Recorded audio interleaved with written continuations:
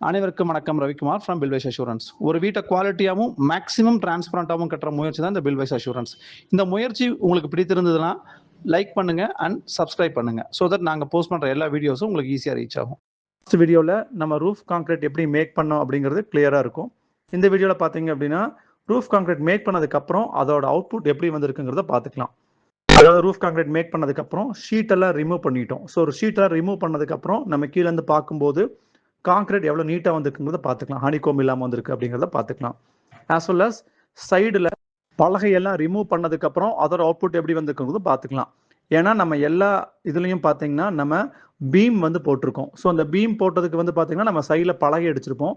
அந்த பலகையெல்லாம் ரிமூவ் பண்ணதுக்கப்புறம் சில இதில் பார்த்தீங்க அப்படின்னா ஒரு அடி பீம் வந்திருக்கும். ஸோ அந்த பீமோட அவுட்புட்டும் இந்த வீடியோவில் கிளியராக பார்த்துக்கலாம்.